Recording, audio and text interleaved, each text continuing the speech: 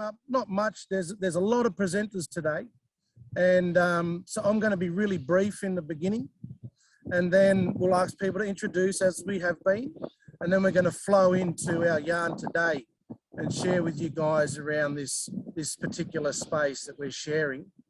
So before I kick us off, I'll take a moment to acknowledge country. So this one here that you're going to see on the slide is an acknowledgement that was put together for the University of Wollongong, and you guys are welcome to read that along. But for me, I just want to take a moment to recognise all the countries that you guys are sitting within at this time. See, from an Aboriginal perspective, you know, like, we share information with each other and we share that in different ways. But for us, there's an acknowledgement that country holds knowledge. And so wherever we are in place and time, knowledge is presenting itself to us and knowledge is coming in. And it's through the ways in which we process that and reconcile it with what it is that we've learned through our time on this planet, the ways in which we've educated ourselves, the big experiences we've had in our lives. It gives us a way of being in the world that can reconcile when these knowledges come in, be they conversations and yarns we haven't, be it sitting with a tree, be it walking along the beach. All of these things are significant, and we've got ourselves in a place and space now where we're sharing our information and knowledges through Zoom. We don't necessarily have the opportunity to be together, you know. But the countries that you are on, when you are receiving and assuming the information and knowledges that we are sharing, also need to be acknowledged, because they also attribute you the ability to process that information and knowledge and bring it into the realities that you understand too, right? And that's a gift from country. And that's what we acknowledge, and yeah. So that's how I'm going to kick us off and start us up today, you mob. We acknowledge this beautiful place that we're all sharing, and the knowledge space that we are engaging in. Now what I want to do is just quickly say, you know, remember there's this global challenges thing, right? Well, we was, you know, this motley crew, like I said, good looking, remember? We're all good looking mob, and we come in there and we did our little motley crew thing, and we was awarded this amazing opportunity to engage in this exploration around what is a blue future? What does a blue future look like? And, you know, from that, we had an opportunity to sort of think it through, and we came up with these three streams. There was the governing and guiding stream, there was the anticipating and imagining stream, and then there was the enabling and development stream, right? And so out of those streams, there's a whole range of different projects, and we've just been trying to take a time now to share all of those with you. But today we're coming back into the governing and guiding stream.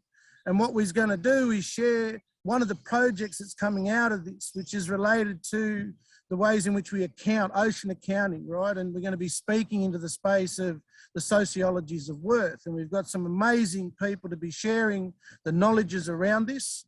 And I'm just going to let them introduce, and we're going to move through. Like I said, there's a whole lot of us, and we want to make sure that we can attribute the knowledges that these people have and share them with integrity with all of you. So what I'm going to do, like I'm doing, is I'm going to ask each of them to share their name, where they're from, and how they're related to the project. So I'm going to start off firstly with Jordan, brother. What's your name, where you're from, and how you related to the project? Yep. Hey everyone, I'm Jordan Gakatan. I'm on Bedigal country at the moment at UNSW here in Sydney, and I compiled, along with other people, the ocean accounts that we'll see here today. Thank you, Jordan. Rachel, you there, sis? What's your name, where you're from, how you related to the project? So I'm Rachel Nichols. I work here at Mangroves at the University of Wollongong. I'm a relatively late start to the Blue Futures project, but I've come in on the ocean accounts side of the project. Thank you, sister. Shanika, what's your name, where you're from, and how do you relate to the project, brother? Hi all, I'm Shanaka here. I work at UTS, and I'm an external partner of the project, and I'm joining from the Dharawal country. Thank you, my brother. Michelle, over to you. What's your name, where you're from, and how do you relate to this particular project? Hi everyone, Michelle Boyer. I'm today in Fairy Meadow on the Innovation Campus and live in Kiama. I lead the governing and guiding stream of the Blue Futures project. Beautiful. Thank you so much. Jenny, how you going, sis? What's your name, where you from, and how do you relate to the project? Hi everyone, thanks Jade. I'm Jenny and I live and work on Yuin country, and I'm actually not formally associated with the project, but today I've been adopted in because my research is about human relationships with plants. So it's great to be here with you. Beautiful. Thank you, Jenny. Chris, you out there in the Zooms world, brother? What's your name, where you from, and how do you relate to the project? Yeah, Chris Brennan Hawley calling in from Yuin country down in the Bega Valley. I've been involved with various parts of the Blue Futures project focusing on cultural mapping. Thank you, my brother. Beautiful to have you with us today. Around to me now, and I'm Jade. And look, I'm from here in Wollongong. Today I'll be sitting with this beautiful tree over here. What a lovely day it is. And I get the beautiful privilege of relating across a number of these projects with a focus on the ways in which Aboriginal knowledges and perspectives can start to guide these things. Yeah, so that's me and my 3 cents. And now I'm going to hand you guys over to Steph. Firstly, sis, what's your name, where you're from, how do you relate to the project? And then I'm going to hand over to you. Thank you, Jaden, for the lovely introduction. My name's Steph Kirkus. I'm from the business faculty. I'm the boring accountant that's been adopted into the Blue Futures project. And I'm really enjoying working with the ANCORs and other colleagues on the interdisciplinary research, especially in relation to ocean accounting. So I might take it over from here. Thanks, Jade. Welcome, everyone. The seminar today examines the ways in which different forms of knowledge and data can help us understand our marine and our ocean environments, and particularly exploring these from a range of perspectives. We're going to look at the Lake Illawarra as a case study and to explore the multiple different values or worths of the lake, and in particular looking at the issues of mangroves of Lake Illawarra. In particular, we're going to ask the question, which values should be considered when we make decisions about the future of our marine and coastal environments? So we'll just get started, a little bit of a background, maybe. There we go. So the Lake Illawarra is a large coastal lake located in the New South Wales south coast, about 80 kilometres south of Sydney. It's very complex and it's a highly valued natural resource within the Illawarra region. And it's immensely valuable from an ecological, social and economic perspective. It does consist of many mangroves, which we all, I'm sure, know as woody flowering plants that exist in the tidal wetlands. Currently, there is considered limited cover of mangrove in the Lake Illawarra, but it is increasing, especially where mangroves have not existed or lived before. Just for a little bit of stats, the total mapped area of mangroves in 2016 was nearly 9,000 metres squared.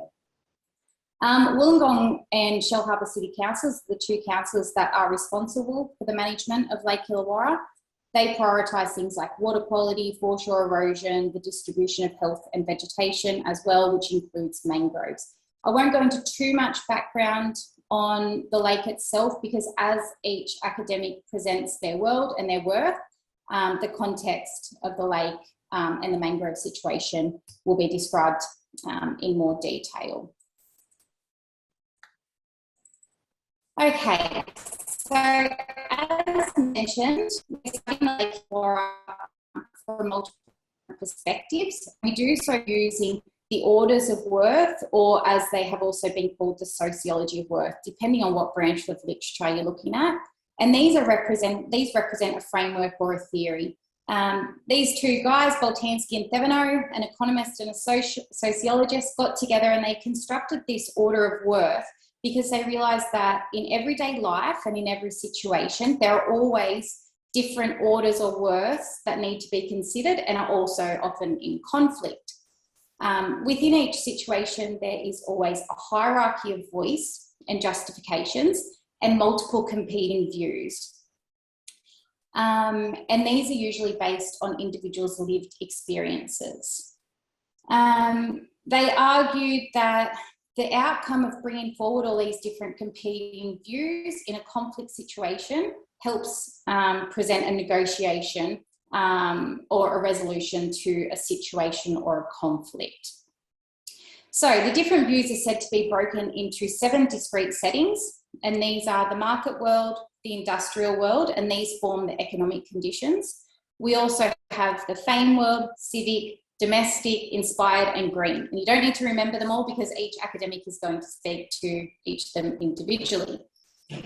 Each world has its own worth and higher order principle or common good, which actors aim to maintain.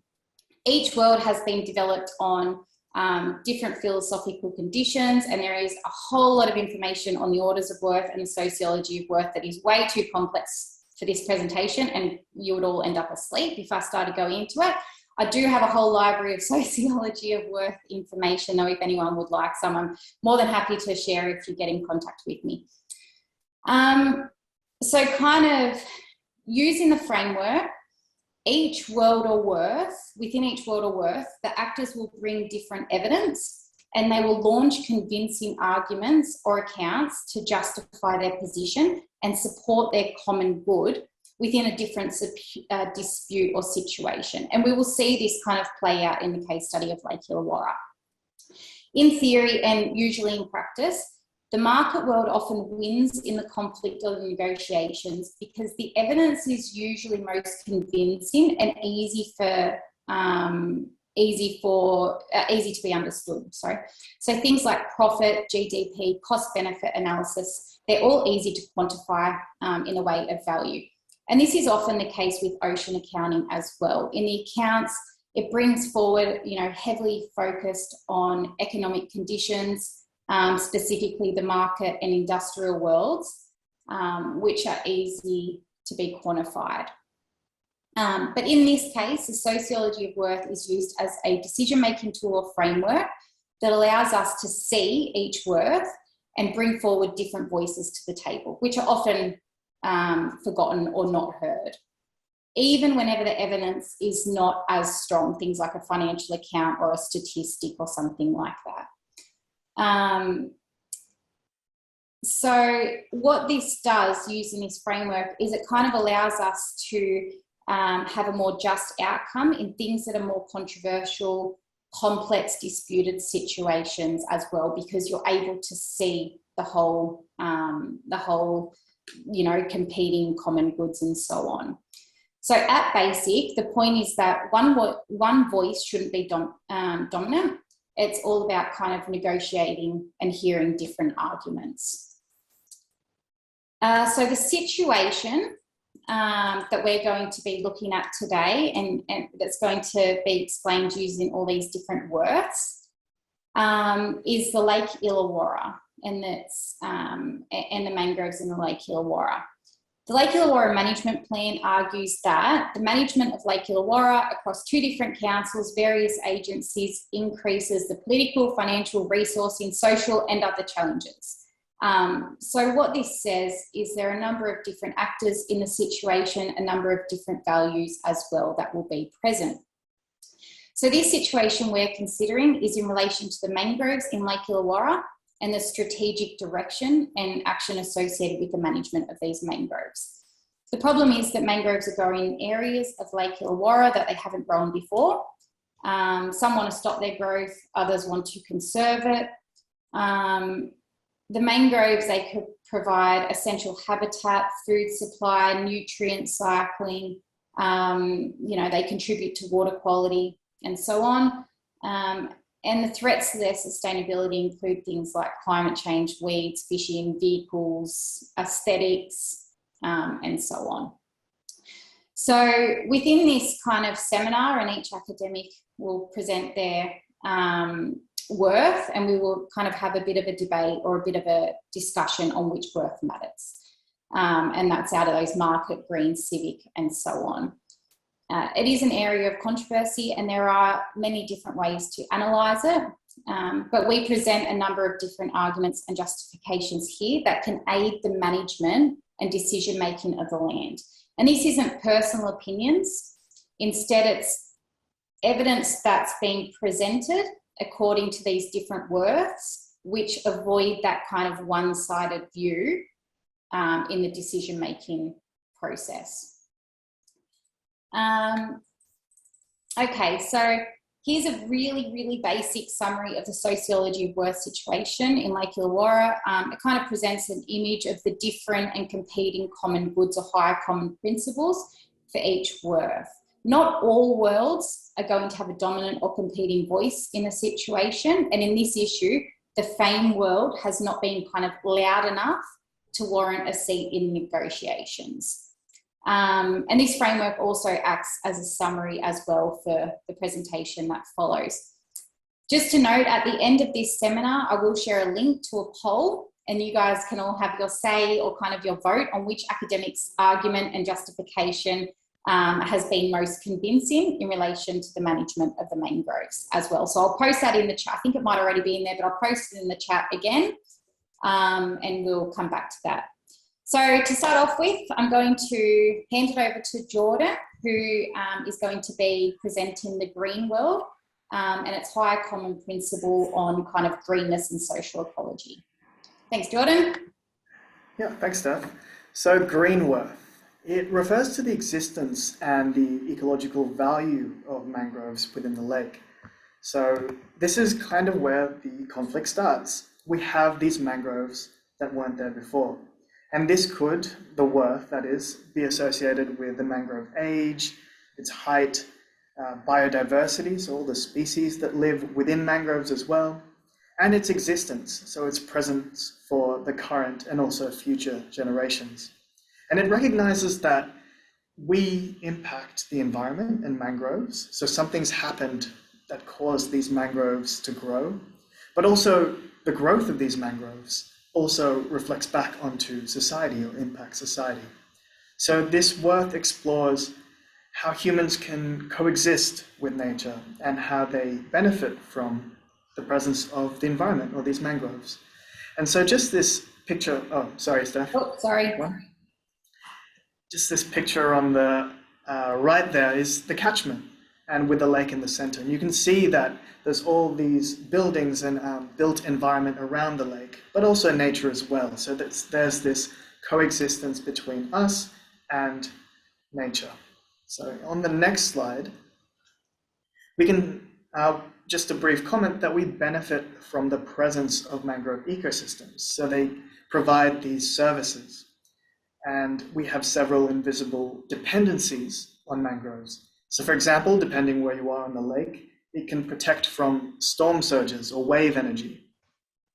It removes phosphorus and nitrogen, which are responsible for macroalgal blooms or that eutrophication in the lake. It removes carbon from the atmosphere, which helps in combating climate change. And it's also habitat for fish, crabs, and prawns, which are commercial species that people eat. And so we can recognize that healthy ecosystems benefit society. But depending on the prioritization of the other values that later presentations will talk about, this imbalance leads to environmental problems. So more recently, or in the last 5 or 6 years, we've seen massive losses of mangroves throughout Australia. And so we've lost all the services that they provide. And we have the opposite situation now in Lake Illawarra, where we have an increase in mangroves. So through these various words, we're going to explore the different ways we can look at mangroves. And in the next slide, we'll briefly just talk about how green worth applies to management. So Lake Illawarra, for example, has a long history of eutrophication, as you can see in that picture, where there's a lot of macroalgal blooms. And that led to the decision of opening the entrance of the lake permanently. And when that entrance was opened, in part led to the increase in mangroves because marine or ocean waters are coming into the estuary. And so the natural response of mangroves is to increase along the foreshore. So the question remains, should we let this natural process happen or come to an equilibrium of sorts? Or should we move the system to other types, depending on how you value or the worth of the mangrove. And we're going to zoom into this picture there, as a final slide. And you can see in red, there were only 2 mangroves in 2006. And by 2020, we mapped using ocean accounts the extent of mangroves, and you can see that it's expanded quite a bit in its distribution.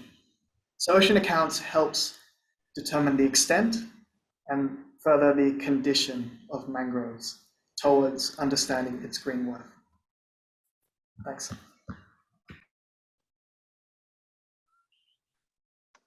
Thanks, Jordan. We'll hand over to Rachel now. Thanks, Rachel. Thanks, Steph.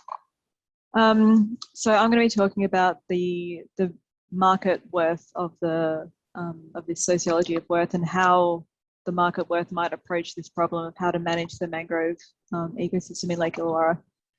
So if mangroves are increasing in their distribution around Lake Illawarra, it raises a policy question, which is, what do we do about it? Do we encourage the spread, or do we stop the spread? Do we cut them back, or do we try and replace them with something else that has a similar ecosystem function? But there's no obvious right choice to this. So how do we go about deciding? So one way that you might decide from a market worth point of view is to use an economic-based tool such as cost-benefit analysis. So cost-benefit analysis is a relatively straightforward tool.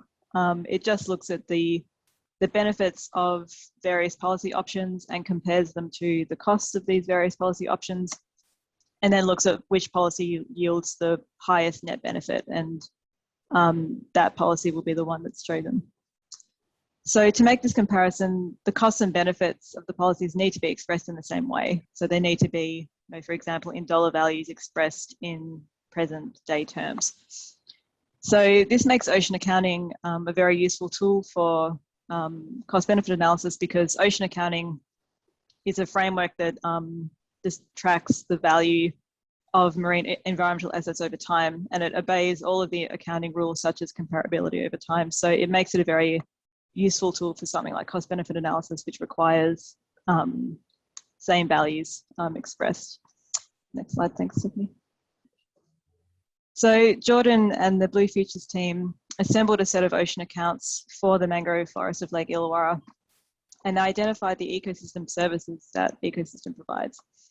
So if we think to a cost-benefit analysis, so we look at the benefits, which are these ecosystem services.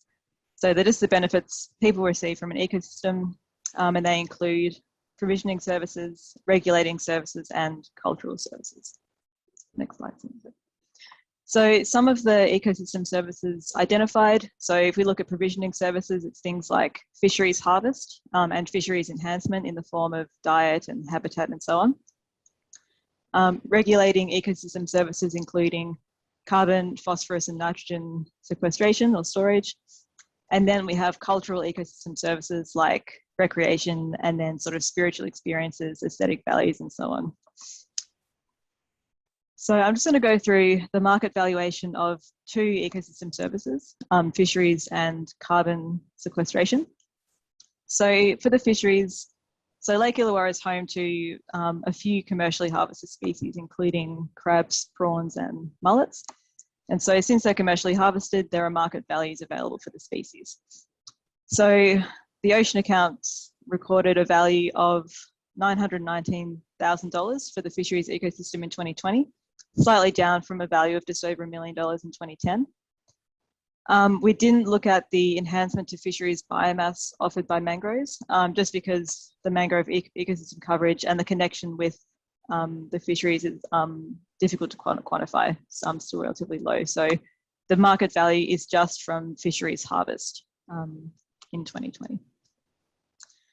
So in terms of carbon sequestration, so mangrove ecosystems store carbon, and so they offer the benefit of climate change mitigation. So there's no carbon market in Australia, so there's no direct price for carbon, but there is an emissions reduction fund, and so we can have a price for carbon abatement or carbon reduction. And so we can use this price as a proxy for carbon. Next slide, thanks, Steph.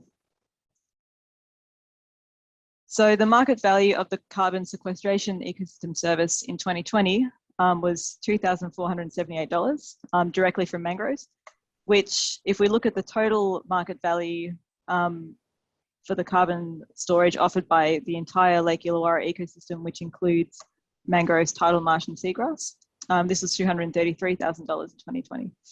So mangroves contribution is relatively small, although it has been increasing over time as the mangroves have expanded. So I've just very briefly touched on a couple of these ecosystem services, and we've seen that mangroves sort of have a positive impact on these ecosystem services, although the contribution is relatively small. So what does this mean in terms of, this policy decision making? Do we decide to increase, decrease, no change in distribution of mangroves? So can't say quite yet. You would need to do a full cost benefit analysis, and you would want to look at a broader range of ecosystem services, which can include the coastal protection and the excess nutrient mitigation that the mangrove ecosystem offers. And you would also want to look at potential costs to mangrove forests, including changes to recreation and changes to aesthetic values. So people may not enjoy the view of a mangrove forest, or they might enjoy it, who knows. So these more cultural values haven't been expressed yet in the ocean accounts. If you wanted to take a market worth approach to this, you might look at things like changes in expenditures on recreation like fishing gear or kayak hire, or you might look at changes in the price people are willing to pay for houses around the lake, and so get an idea of what people's views are around those more aesthetic values. So that's it from me. Thank you, and I'll pass it along to Shanika. Thank you, Rachel. So I'm going to cover the industrial worth of Lake Illawarra. And the industrial worth of Lake Illawarra takes account of industrial activities, production values, and employment creation within the lake. And also this particular worth has a long-term focus. I have a brief definition here on the industrial worth. Anisette and Trivedi mentioned that in social arrangements based on the logic of an industrial worth, the medium for evaluating and framing action is efficiency or economic efficiency. Planning, expertise, and long-term growth are highly esteemed values. So based on the industrial worth, we have some indicators in this table: active industries, lake-related employment, commercial fish landings, and commercial fishing value. And also in the second column, we can see some evidence to support these particular indicators and also the data sources. So if you look at the first row, the active industries within Lake Illawarra are fishing, water transport, and boat building. That's based on the Australian Bureau of Statistics data. And we calculated the full-time equivalent employment that is associated with these particular industries that are related to the lake. So in 2016, we had 72 full-time equivalent employees in these industries in Lake Illawarra. But in 2011, we had the lower number, 34 full-time equivalent employees in those industries. And looking at the fish landings, in 2016, we had 150,000 kilograms of fish taken from the lake. Again, in 2011, the number was higher. So number was higher because at the time, 2011-12, the fishing was more widespread in the area. And the number of kilograms was about 40,000 kilograms higher at 190,000 kilograms. So the commercial fishing value is very related to the fish landings, obviously. So again, we see a higher value in 2011, $1.06 million. And then the value declined by 2016 to $866,000. This information and data about fish landings and fishing value was taken from the New South Wales Department of Primary Industries. Next slide, please. And then, in particular, talking about the industrial worth of mangroves in Lake Illawarra, here I refer to the fishing industry because an important source of industrial worth within the Lake Illawarra comes from the fisheries. So fisheries provide jobs and livelihoods, and fisheries in turn are dependent on ecosystems and their services, including mangroves as habitats and diet. So mangroves are a crucial habitat for the juveniles and adults of many fish species, including many commercially and recreationally important species such as snapper, barramundi, mangrove jack, threadfin salmon, and shellfish as well. And detritus is the food source for many species of snails, crabs, prawns, and shrimps. So you can see here a few pictures of mud crab, snapper, and tiger prawns. These type of fish are very common within Lake Illawarra. Next slide, please. So based on the industrial worth of the lake, we are more interested in the long-term focus. So we see here that certain critical industries are active. They produce goods and services, they generate income, and also they provide livelihoods. But the decline in fish landings and production values is a concern. So conservation of the lake and mangroves is important to sustain fish stocks, jobs, and livelihoods. But do we want to see the lake inundated with mangroves? Not necessarily. So keeping the right extent of mangroves is very important here to not interfere with other industries such as water transport and tourism. Now, Michelle, over to you. Thanks, Janica. So now we move into the civic worth, and here we start to get into some of the areas of worth that are a little bit more difficult to quantify. So collective worth puts emphasis on the collective interests and the principles of democracy, and worth is really attached to some of the legal forms and legal processes that sit underneath a democratic process. So a civic worth prioritises those democratic processes and procedures to ensure decision making is for the common good, and highlights the importance of the representation of stakeholder voices in decisions that will impact their lives and livelihoods. So I love this quote from Winston Churchill, because of course we all recognise that there's lots of problems with democracy, but as Winston Churchill said, it's the worst form of government except for all the others. So on the next slide, we can start to understand why civic worth is important and why we need to consider civic worth. The processes, procedures and laws that are created by government on our behalf provide us with a set of rules and principles that govern how we live our life. And because they've been derived through these democratic approaches, in theory, they're the best representation we've got for the common good and the social norms of the day. And following those laws and procedures and processes helps maintain social order. And while we know all this, we also know that the systems aren't perfect, because we understand that democratic processes don't always fairly incorporate more marginalised voices in the community. So we can't always completely assume they represent the common good. And in addition, everyone interprets rules and laws in different ways. And so if we use the analogy of speeding here, we'll see that for some members of the community, they will abide very strictly to the rules around speeding, and never drive over the speed limits.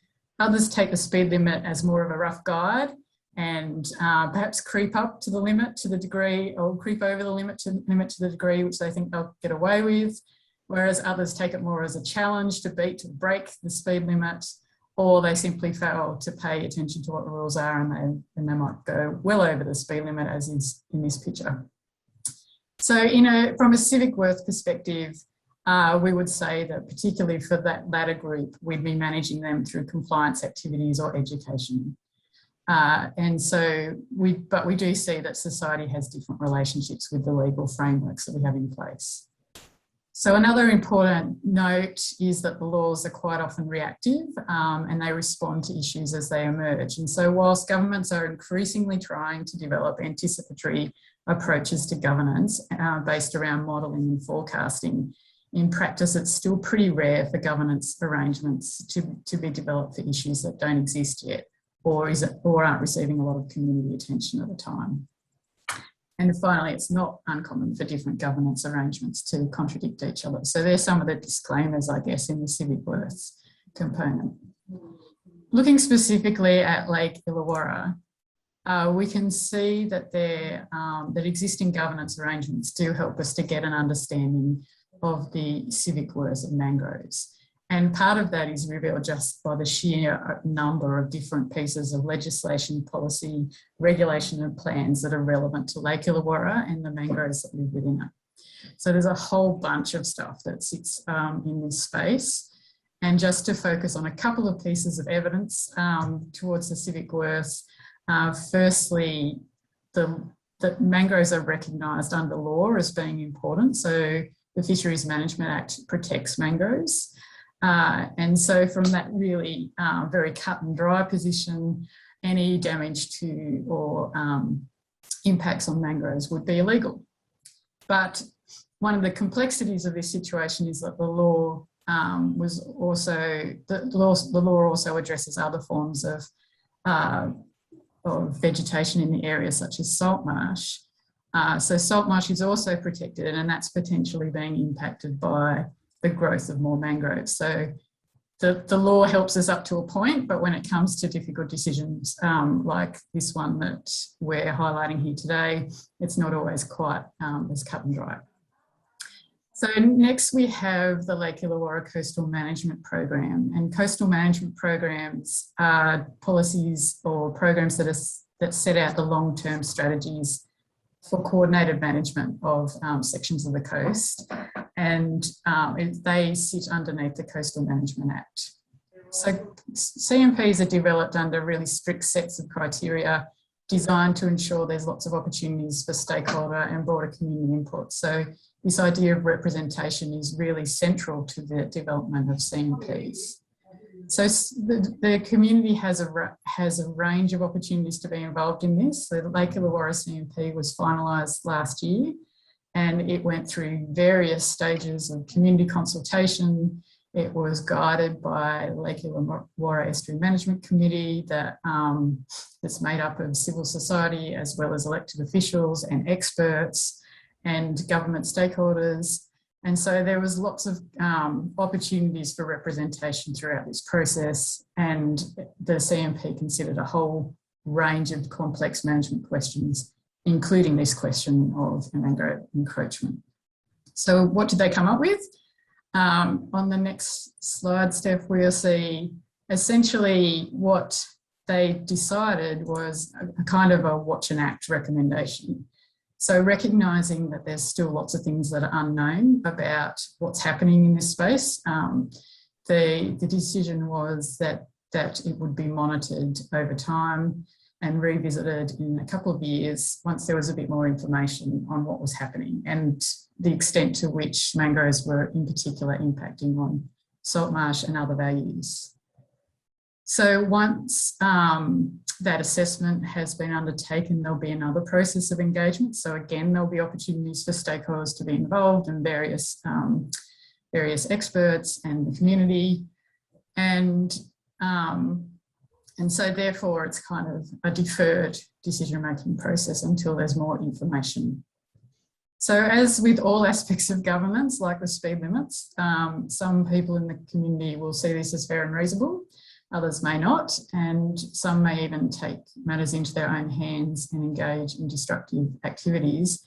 And from that civic worth perspective, it could be argued that this decision was made through a really fair and democratic process with lots of opportunities for representation, and therefore any of these problems, such as damage to mangroves that are growing, should be managed through more compliance and education campaigns.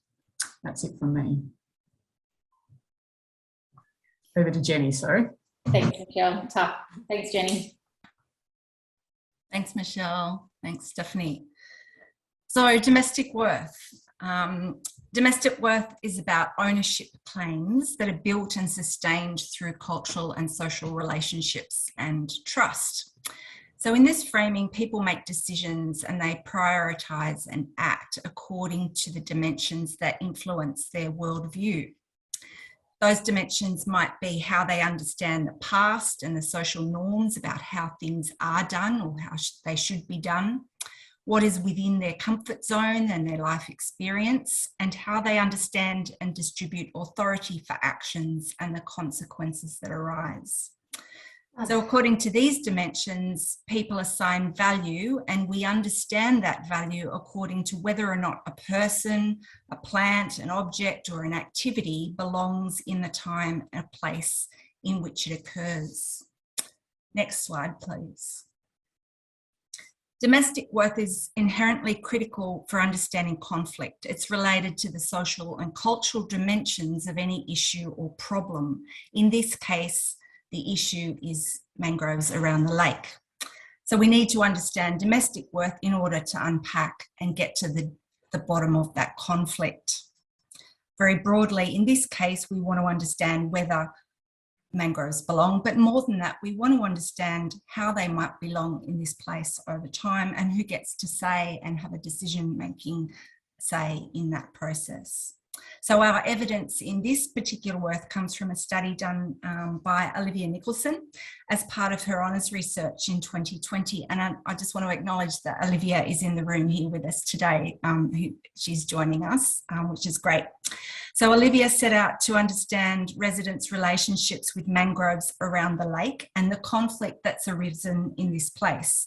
Olivia designed and analysed a survey, and she also conducted a series of semi-structured interviews to develop a deeper understanding of residents' perspectives and their attitudes. So today I want to just briefly summarise 3 of Olivia's findings from her research and the significance of those findings to understanding domestic worth. Next slide, thank you. So first, Olivia identified conflict over mangroves and the view. At the time of Olivia's project, there was active tree vandalism around the lake. Obviously, this is a photo of casuarinas being vandalised, but mangroves are also vandalised regularly. Many local residents believed that such actions were taken to improve prospective residents' view of the lake. Such unauthorised activity within urban spaces is often attributed to landowners having a perceived right to the view that's in front of their homes. And it is also often a view through public land. Olivia's findings showed that those living closer to the lake who were home owners as opposed to renters had more negative views and perspectives on mangroves, indicating a link between a desire to remove lakeside vegetation and property value.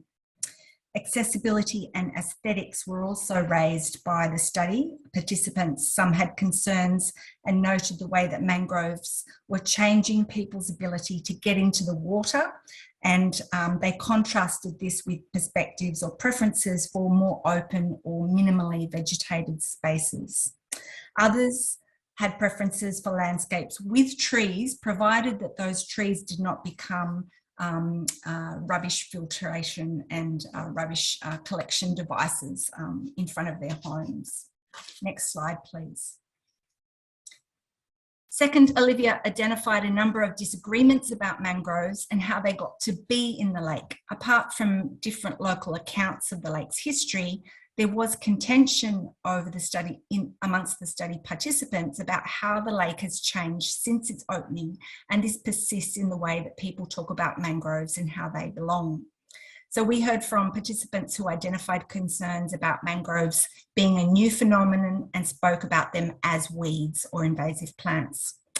Others were focused on contention about how various developments around the lake catchment were making the situation worse. So mowing around the edge of the lake was credited with the spread of weeds or invasive plants, but there were much wider concerns also about water quality, sedimentation and rubbish associated with urbanisation and hydrological changes, which were seen as contributing to the overall degradation of the lake. Next slide, please. Third, residents had varying perceptions of the role of government. Many attributed the poor state of the lake to a history of unsuitable development in the catchment and to perceived ongoing problems between authorities in the terms of who is responsible for the problems that are there now. So a perceived lack of funding was seen or understood to reflect a lack of care or appropriate prioritisation of this problem from government. Many thought efforts were uncoordinated and therefore ineffective. These views contributed overall to a lack of optimism about the lake's future, but was also disturbingly associated with some residents feeling they had to take action into their own hands. And we don't condone this action, of course, but Olivia did note that there was conflict between residents, with some covertly monitoring the actions of others when they felt there was no possibility that government authorities would police their own vegetation laws. Next slide, please. What does all this mean and how does it help us in terms of decision making? Focusing on domestic worth helps us understand how people understand mangroves and belonging in the context of social norms, their local connections, their histories and their relationships to government and to authority. In broad terms, social conflict is not generally resolved through better laws or more government or more regulation involvement, particularly when conflict is with the authority or the attribution of how people see the responsibilities in relation to different authorities. So domestic worth is also key to taking action to resolving conflict. It can help us to understand where to take action and where to build partnerships with community. So for example, here my colleague, Chris Brennan-Hawley, who's also in the room with us, mapped Olivia's survey data from around the lake to identify where residents assign high or low values to mangroves. This kind of data and analysis helps managers potentially prioritise and establish where activity is likely to be accepted or not in relation to local residents. So domestic worth is critical for taking action and responding to conflict, but it requires an alliance with the other worths, some of the other worths that we've seen here today. It requires an alliance with inspired worth and civil worth, so that we can have a vision for the future of what should be in the lake and that we can create that and then officiate it through the public domain. That's the end of my section and I'm handing over now to Jade. Hey, thank you, Jenny. And thanks to all of the other presenters of worths today. But I don't know about the rest of you, mob. I feel like they've given us a lot to think about. But like for me, I've had 2 coffees today and I'm about to fall asleep, right? Like when we're speaking about like, who doesn't want to be inspired in the world, right? Who does not want to be inspired? And what I find is, you know, the things that people here today are speaking about are these have-tos in the construct that we currently exist in. They're the box-ticking exercises that we all realise that we don't actually want to do. We think too much, we don't feel. And as you'll see and notice, when we start to consider an inspired worth, we're giving ourselves an opportunity to be human. We're giving ourselves the allowance and the permission to be in relationship with. And stop hiding behind numbers and all of these other technical bullshit things. And what we're starting to do is engage with our own lived experiences. Where, as you can see, right, it's not just like this word spirituality freaks everyone the fuck out. It doesn't have to. That's not what it is. But we all have relationships with different things. And what we've not done throughout all of our time within this capitalist construct that we all succumb to is afford ourselves the permissions to be in relationship with. So there's a couple of things there on this slide that I think you can all read. But what I want to do is share a yarn with you. You want to just go on to this next slide? Have a look here, you mob, right? Now, I'm not asking you all to be Aborigines or, you know, think that we're the greatest in the world, even though we is. We're a pretty sophisticated mob. But where we come from, right, we have this belief and understanding that everything is where it's meant to be. And balance will find itself. And what you have here is a very significant part of our journeys when we move between the mountains and the sea. See, what a lot of people don't realise, and have a look through this picture here and you'll see the lad there, is that the returning boomerang actually comes from this country. It's not from all over Australia. And there's a big story that goes with this. There's a big story how you come down to the mangroves and you cut the elbow of a tree and you fashion him back, and at the same time, you're engaging in all these other aspects. Big story, big yarn, I can't tell it to you, it's partly secret. But you can see through here an elbow. You can see these fellas, eh? As they gather around. Oh no, I was saying this before, my battery's going to... But stay with me, right? Because what I'm talking about is real relevant to the ways in which knowledge flows. And that knowledge is our connectedness to a time before ourselves, but it's the way in which we ground an understanding that moves beyond accounting. But it's not something that we should not be accounting for, because these stories ain't been written down. And we have a responsibility, right? We have a responsibility to share our yarns. Now, it's quite easy at times to go down to the lake with your family and have a barbecue and have a moment where you've engaged with your mob, and it's rich and it's encouraging and it's something that you'll reflect upon and remember. You know, it's a memory that you're going to share for a time that might have been gone. But what I'm saying here for you fellas is, don't get scared by this word of spirituality. Think about your relationships. Think about the experiences that you have, that you reflect upon, and how they actually move within you, these emotions. There's box ticking all over the place, you mob. We've got to stop thinking so much and start feeling. We're human. And from an Aboriginal perspective, and I'm not asking you to be that entirely, but you know, it's pretty cool.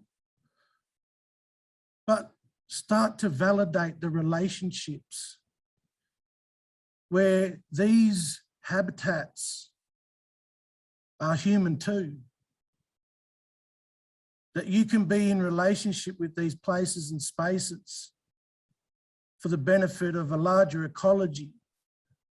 And when you can see through these spaces and places to stories of a time before that engage you in not only knowledges but law, like a way of being in the world that we're all responsible for. Anyway, vote for this one, right? Because this is the best one. And you know this is where we're supposed to be going to. All right, over to you, Steph. Thank you, Jade. Gosh, it's a tough one. Lucky you went last, no one had to follow you. Definitely given us a different way to look at the ocean environment. Thank you very much. You've put a different picture into my mind as a boring accountant. Thank you everyone else as well for these ideas and accounts according to the common goods and the worths that you value, that you have spent a lot of time researching on as well. So what we've done is we've presented a number of different views from different worlds, some quantifiable, you know, Rachel, Shanika's and so on, and others a lot more subjective, qualitative information or presentation of qualitative accounts that are often missing from our decision-making frameworks as well. But as we've heard, especially from the passion with Jade, they definitely should be considered. So what I'm going to do now is we do have a few questions for the panel. We're also happy to take questions from the audience as well. The poll, I'm going to send the link just in the chat. If you would like to cast your vote on the argument that you thought was most convincing had presented kind of the most convincing justifications or evidence in light of what should be done in the way of the management of the mangroves of Lake Illawarra. So I'll just post this in the chat now.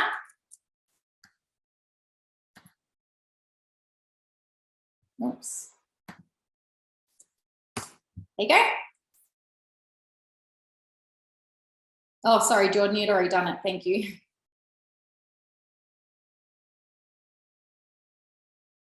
Okay. And what I'm going to do now is just, while everyone's having their vote, I'm going to open up a few questions to the group. Firstly, what are the difficult things to measure from your work? What does it mean for environmental decision making if they are not measured or accounted for in some way?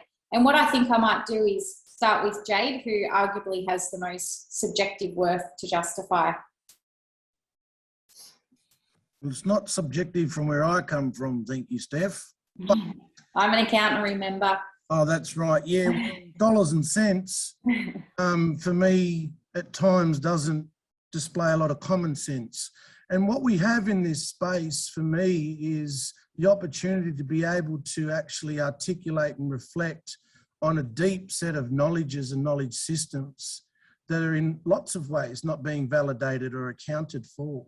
But there seems to be a shift and a change. And this seems to me to be the space. Like, this is the time now that if we don't actually find ways, not commodifying, not dollars and cents, but validating and being able to give credence to the ways in which we are engaging with that environmental aspects that not necessarily about being green, but being relational. For me, what we're going to lose is a window into the ways in which we sustain ourselves forward. See, for blackfellas, we speak about moving forward, looking back. And looking back is going to afford us an opportunity to place different value. And like I was saying just in that little yarn before, right? We tick a whole bunch of boxes within this sort of accounting space. And what we do, from my perspective, lose if we don't take into account that there is an integrated myriad set of relational knowledges that are associated, in this instance, with those mangroves. Then we actually might find ourselves in a time and space where we lose the tactile ability to engage with the boomerang, which, remember, is the impetus for being able to fly, right? Like, we did it first, right? And when you start to lose these relationships and connectedness, when, you know, the whole world decides to wake up and see that, you know, there's a sophistication and a worth, then we're cutting ourselves down at the knees. Thanks, Steph. Thank you, Jake. Would anyone else like to have a... Yeah, I'll jump in, Steph, because Thanks, I guess the social and cultural values are very difficult, like Jade says, to measure. And I think that's partly the difficulty and why social and cultural values are not often accounted for, so that you can account for them, but how you measure them is tricky. And there's a, you know, a tendency to want to assign positive and negative values, but even negative values are important to account for. If we think about people's negative perceptions of something, they might not value mangroves at all. But if we don't account for that, and if we don't understand it, and if we don't bring it into our discussions, then we risk those kinds of negative views overrunning various discussions in the civil or the civic domain, where they get more airtime than perhaps they should, or where, you know, undervalued positions or unmeasured positions are not accounted for at all, as in the issues that Jade was bringing to our attention. So that's one of the difficulties, I think, with some dimensions of worth that we're thinking about here in the forum today are very difficult to measure, but we still have to account for them because we run into all kinds of problems when we don't. Thank you, Jenny. Yeah, I'll follow up on that, Steph. I was going to say something very similar, actually, because in this civic space, there is actually a lot you can count. There's a lot you can measure. I mean, democracy is a way of counting, right? So we're trying to get, you know, what a majority opinion of the society is within a democratic process. But what we know about some of the challenges of these processes is that it can be a small number of people in the community that are disproportionately impacted or affected in very variable ways. So Aboriginal communities, for example, are 2% of the population, Jade, but does that mean we don't count them? Does that mean that the majority overrides that very special spiritual relationship that exists? So there's some of the challenges within that civic space. We can definitely measure stuff. We can definitely measure how many people were consulted. We can definitely measure how many opportunities there were for stakeholders to have a say, but it's much more difficult to get to that level of nuance in terms of understanding the variety that exists within opinions and how dearly people hold on to particular opinions. So perception surveys, for example, would treat everyone's perceptions as being equal, whereas some people will be much more passionate about their particular ideas than others. And that's hard to account for. But it should, like Jenny said, definitely needs to be accounted for. Yeah, I don't think it's that difficult, guys. Thanks, Michelle. You're going to give us all the answers, Joe? Sorry? You're going to give us the answers then. Tell us how to do it. Well, look, for me, it's quite simple. If we're going to use this case study per se, is, you know, there's a particular set of custodians that, you know, for me, when you start to actually integrate the ways in which intangibles can be validated within a space, because we all have them. You know, it's quite easy at times in this discussion as well. And obviously there's aspects to the work that I do that, you know, Aboriginalises everything, but I'm not trying to use that as a separation. Like, we are all living in this space. We're sharing this space. We are all a part of the history of this country and the ways in which it moves forward. And we all have intangible values that are associated with our lives. And so it's a space, like, and I'm saying that this time now is so critical to the way in which we move forward. We can sit there and go climate change and these other things, and holy shit, there's stuff going on with coal and da-da-da-da-da, right? You just got to grow some balls and be brave and find ways in which we can start to actually edify our own human selves to engage with the intangible and validate those. I don't think it's that difficult. Okay, Jade, so we've got a management plan, right? And we need to know what to do with these mangroves. So we've got all our information from Shanika, all our numbers from Rachel and Jordan and so on. How are we going to present the inspired world as part of a management plan in order for that voice to be heard enough? What does it look like? Yeah, look, we have these discussions, you know, so one of the roles that I get to be privileged in is as the chair of the Lands Council. There's a lot of different management plans that come across our tables, and, you know, there's a number of different legislations that come into the space and all the rest of it. And, you know, Lands Councils exist under a particular legislation, right? So we have the opportunity to claim Crown land, and a minister will determine whether we can be afforded a claim or not based on, again, you know, a set of scales. It's the ways in which we start to privilege different knowledges, yeah? And for me, this is what this framework is allowing an opportunity for, is the discussion around the ways in which we start to privilege different words for the decision to be made. So for me, I think there needs to be a sincere acknowledgement of the place in which Aboriginal people play, if we're speaking in this context. It's, again, for me, not, you know, it's sometimes difficult because a lot of the times we get bagged in with the green or the environmental, but we're speaking about a philosophical perspective, which does verge on the spiritual, which does speak into those spaces where there's no words to say. They are feelings. But what I'm trying to say is, how do we start to, as Aboriginal, non-Aboriginal people that are all related to this place, start to have that discussion and dialogue around the ways in which we validate these, right? So yeah, consultation, communication around the ways in which people are engaging on that inspired, on that spiritual, on that relational, on that emotional, like giving life to these aspects and considering them in different cases per se. I'm not trying to chuck all the others away. I'm just saying, for me, obviously, there's always going to be a tendency to sustain. And so numbers and whatever else these boring mob tried to say, you know, they can start to have a back seat for a day or two, you know. There's been a status quo and it's time to change. That'd be my game anyway, Steph. I'm happy to put my calculator away.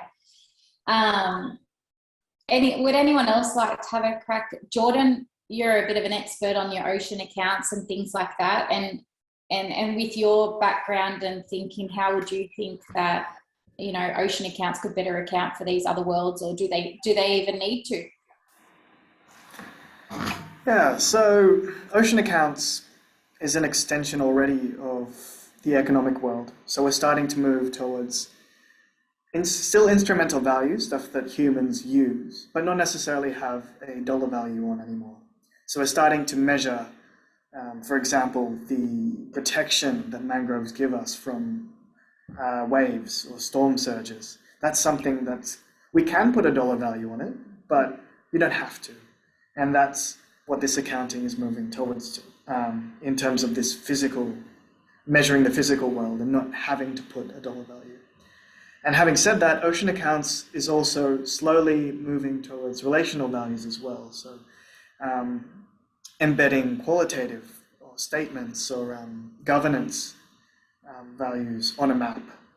That's looking at the relationship between things in space.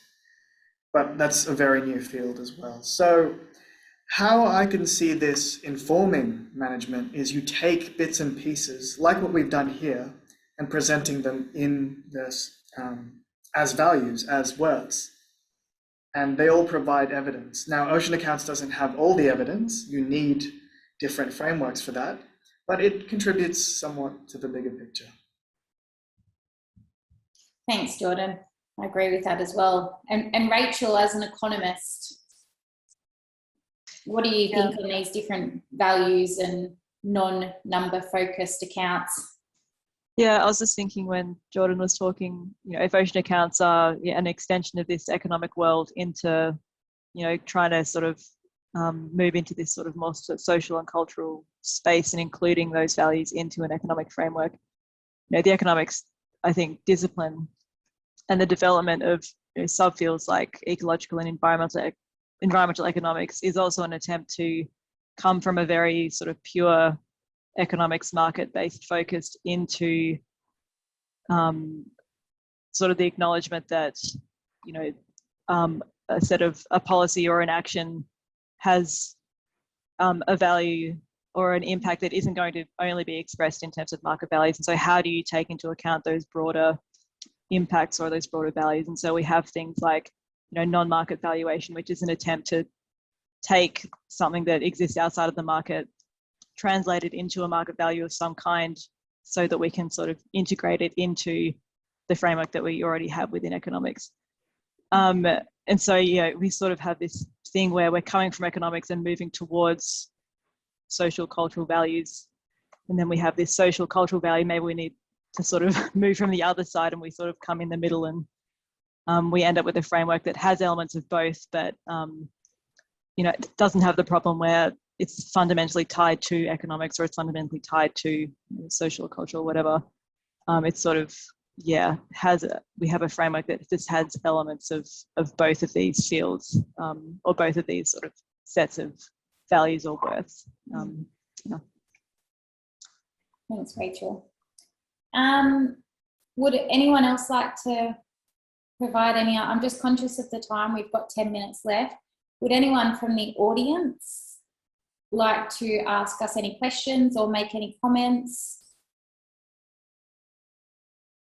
If everyone can read the chat now, there is a comment to Stephanie and Jade's conversation. For me, it's about telling the story and how we all fit into the narrative of the lake, the narrative of the mangroves over time. Accounts capture a moment in time. They are a fragment. They tell a piece of a story, a moment in time. We just have to join the dots and tell the story of how it all fits together. Oh, goodness. I think that just provided a really nice summary. I might just delete the one that I had. Yeah, no, it is. I think that you're exactly right. And the sociology of worth does try to achieve that. It is a situation, it's a problem, it's a moment in time. And it's about joining all these different narratives, quantitative, qualitative, the stories, the surveys that were presented, the statistics on jobs, in a way of joining all these dots together in order to make a more just and a more fair outcome for whatever that situation is as well. Is anyone else from the panel like to comment on that? I think it's worth emphasising that importance of it being contextual. So ocean accounts are often used at a broad sense to make comparisons, for example, between different countries or across different jurisdictions. Whereas what I think we're talking about here is very context-based, and it's very linked to particular situations or decisions. And so that's where I think it's absolutely crucial that the full breadth of different worlds and worths be taken account of. Yeah, and the discussion I think is new to ocean accounting and to some extent, but in accounting, we've talked about this for a long time, especially in the business sense. We look at corporate social responsibility and sustainability reporting and all these different frameworks that are in action. You know, you have your normal annual reports and your financial accounts that are all quantifiable, they're comparable, they're consistent, you know, they meet all these different qualitative characteristics of reporting. But when you look at the context-specific areas of each of these different reports and frameworks, you start understanding, why is that expense there? Why is that profit figure so high? What's being missed? Is there, you know, poor labour practices? Is there, you know, issues with the environment? Are they abusing the environment? You know, so there's a lot of different questions that recognising different values can provide answers to, whether that be in the way of a narrative, a statistic, a survey, whatever the methodology. Understanding the whole image and the whole picture is kind of what is important here. Okay, is there any other questions from the audience or the panel members? Yeah, I wouldn't mind saying something. Yeah. Leslie Diver, Fisheries. I just think it's really important to make sure you've got the practical application context of drawing all this information together and setting up people's expectations that everything's going to be possible or attainable. Because one of the outcomes of opening the waterway to the ocean is now mangroves. So that's how the ecology has responded. So we need to deal with those realities of what's possible and achievable, and give that context to the people you're talking to, because often people change their mind when they're presented with some of the, I know everybody doesn't believe in science or, you know, what science is saying, but a lot of people will believe it and will start changing the discussion. So I guess for me, just basing it in that reality is always something to keep in mind. Thank you very much for that comment. I might ask Michelle to respond to that. Yeah, I think Jordan might be able to help out here too. But I think, hi Leslie. I think the value of the approach that we've gone through today, and this is just a bit of an exercise, and to demonstrate how something like a sociology of worth might work, is that it provides, it's a way of bringing together all the information to make informed decisions and to negotiate outcomes. So absolutely, you want to represent those scientific perspectives of, you know, the mouth opening will lead to these consequences. And I mean, we often see this in coastal hardening, for example, all over the place. Like there are actual consequences that will come from making management decisions, and having that represented within the process is really important.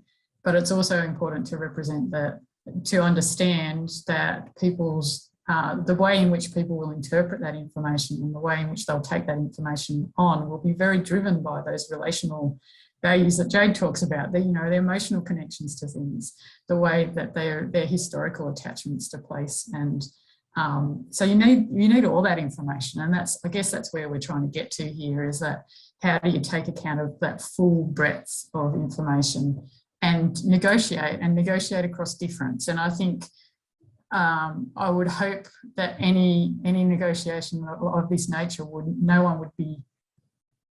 people would be open to having their views challenged and not being potentially fixed into their particular position. You know, maybe that's naive, but yeah, no, I understand, you know, collecting information, but you also need to think about managing expectations. Absolutely, yeah. Agree. Thanks, Michelle and Leslie. Would anyone else like to throw any comments to the panel? Yeah, I just wanted to jump in and say we've got to be really careful also about the framing of the sociology of worth, because it assumes that all the decision making is human, and what Leslie's talking about and connecting to, and what Jade's drawing our attention to, is that country, or the environment as others might want to call it, that country has an agency and is acting in its own way. And no matter, we might come up with this really, you know, interesting, developed, well thought out set of information and decision making that we want to come up with, but country also has agency and is acting, and you know, whether or not it listens to us is a whole another set of philosophical questions that we might make. But our decision making, our control, is only ever partial. As humans, we act in thinking that decision making is human, but the way that the environment responds is also part of you know, how decisions actually play out. And even if we make good decisions, they might not end up being the things that we hope. So there's unanticipated consequences for even the best decisions that we might make. Well, doesn't that add some food for thought? Even the green world, which is kind of founded on principles of greenness and that ecology and things like that, still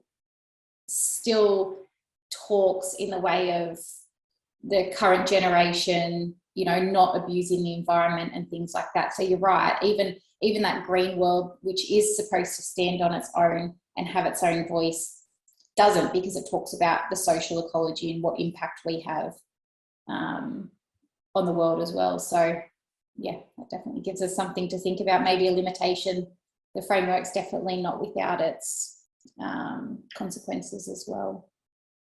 Thanks, Jenny. Is there any other comments or questions?